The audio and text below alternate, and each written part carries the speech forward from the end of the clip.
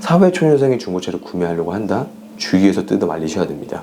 네, 안녕하세요. 모니카 하성입니다. 오늘은 차량 소개 영상도 아니고요, 차량 출고 후 영상도 아닙니다. 새로운 모니카 컨텐츠인 중고차 관련 고민 상담소를 컨텐츠로 한번 해서 촬영을 하려고 하고 있습니다. 모니카 같은 경우는 하루에 약 20건 정도의 문의건들이 항상 들어오고 있는데요, 그중 15건 같은 경우는 차량 구매 문의 혹은 대차 계약 문의에 대해서 상담을 많이 해주시고요, 나머지 5건이 어떤 거냐면요, 자동차 관련 고민 혹은 중고차 관련 고민, 관리나 어떠한지 이런 것들에 대해서 문의하신 분들이 굉장히 많습니다. 그러면서 제가 상담 하나하나 해드리면서 생각해 본 게, 이런 내용을 상담을 하면서 컨텐츠로 만들어 보면 어떨까라는 생각으로 한번 컨텐츠를 제작하면서 촬영하고 있습니다. 이름하여 중고차 관련 고민 상담소입니다. 이 컨텐츠 같은 경우는 차량 구매 문의나 상담 문의 이런 것들은 아예 제외하고요, 순수하게 일반 분들이 자동차를 구매하게 될 때 혹은 중고차를 구매하게 될 때에 대한 고민에 대해서 컨텐츠를 한번 이뤄보고 중고차 딜러의 소견으로 한번 컨텐츠를 이어가 보려고 합니다. 그런데 사실 어디까지나 질문을 하시는 고객님들이 있기에 만들어지는 컨텐츠다 보니까 많은 분들 유튜브 댓글이나 카카오톡 문의로 부탁드리겠습니다. 첫 번째 시간의 질문입니다. 핸드폰을 보면서 말씀을 드릴 건데요, 성현님 안녕하세요. 저는 이제 막 사회초년생인데 차량을 구매해야 할지 어떻게 해야 할지 궁금합니다 라고 말씀해 주신 분이었는데요, 이분 같은 경우는 결국에는 모니카에서 차량을 구매하셨습니다. 단 고객님 개인의 캐피탈로 전액할부 이런 거 말고요, 부모님이 모든 금액을 다 지원해 주셔서 구매가 가능하셨죠. 개인적인 딜러 모니카 하성현의 딜러 소견으로는 사회초년생이 차량을 구매한 거에 있어서 저는 절대적으로 반대합니다. 이유는 다들 아실 것 같습니다. 사회초년생 하게 되면 연봉이 막 그렇게 높은 편은 아니잖아요. 그러다 보니까 여기서 내가 중고차나 자동차를 사게 되면 뭐 월 납입금 30만 원의 캐피탈을 진행했다 쳐요.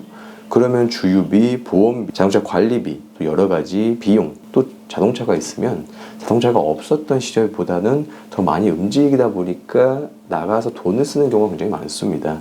그런 가지 부대 비용을 다 포함하게 되면 월 납입금 30만 원 포함해서 한 달에 유지비는 약 100만 원 정도 나올 거라 생각이 들어요. 이거는 자동차를 갖고 계신 분들은 다 공감을 하실 겁니다. 그러면 사회초년생 연봉이 낮다 보니까 그럼 월급만 200만 원을 책정을 해볼게요. 월급이 200만 원인데 그 절반 금액인 100만 원이 자동차 유지비로 나갑니다. 그러면 여기서 월세나 저축이나 카드값, 생활비 이런 것들을 생각하게 되면 200만 원 받는 사회초년생이 중고차를 구매해서 유지하는 거는 굉장히 힘들다는 겁니다. 유지는 할 수 있습니다. 다만 미래에 대한 저축이나 미래에 대한 계획을 세울 수가 없기 때문에 사회초년생이 중고차를 구매하려고 한다? 주위에서 뜯어 말리셔야 됩니다. 근데 여기서 사회초년생인데 중고차를 구매해도 되는지에 대한 고민하시는 분들이 딱 한 가지 정도가 있어요. 어떤 거냐면 대중교통을 이용해서 출퇴근하는데 왕복이 3시간 정도가 걸린다고 칩니다. 근데 이거를 자가용을 이용하게 되면 출퇴근 시간이 1시간으로 단축이 돼버립니다. 그렇게 되면 2시간 정도의 출퇴근 시간을 벌 수가 있는 거잖아요.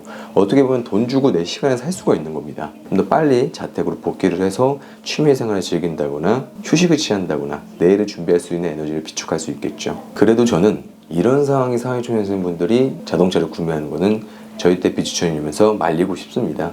사실 아까 말씀드렸던 30만원짜리 차를 구매하게 된다면 한 달 월 납입금 유지가 100만원 전후가 될 거란 말이에요.